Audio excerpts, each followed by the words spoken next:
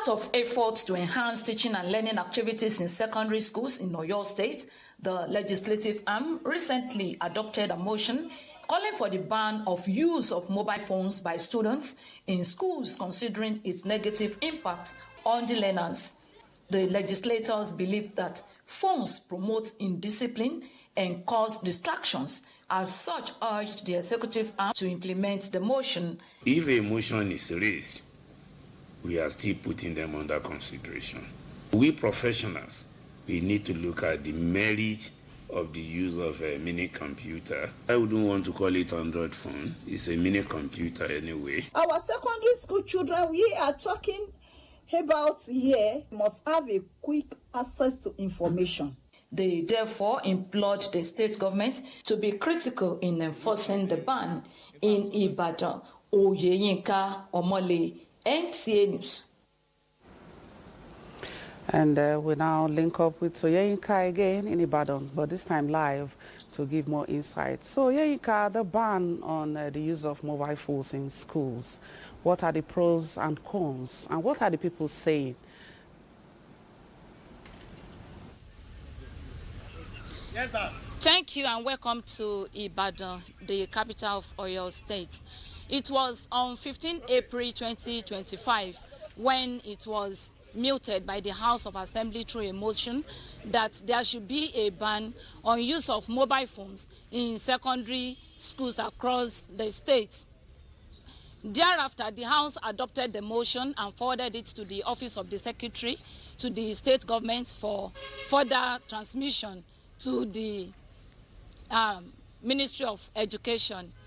Now, at the Ministry of Education, we are told that they do receive different opinions about educational processes in the state, and which they will collate and forward to the apex body of education in Nigeria, which is National Council on Education, for further scrutiny before they can implement such in the state.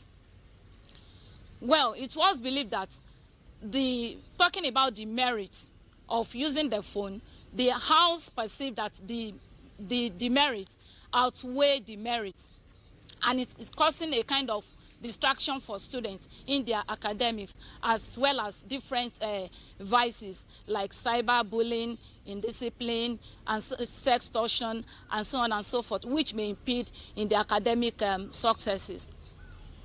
Taking this to educationists, they believe that talking about the merit and the merit should be placed side by side and see which one outweigh one another before the state could decide on which one is better for the schools in the state. More so, the world is moving towards technological innovation, and Oyo State cannot be left behind. And this has to do with the use of phones, laptops, palm tops, and so on and so forth, to enhance inclusive education, as in connective education in our schools. So those are the issues for excuse me, those are the issues for now. Okay, I'm sorry, I don't know whether you can get a little water there to take, but lastly, how is enforcement going to look like? I believe your voice can come up now.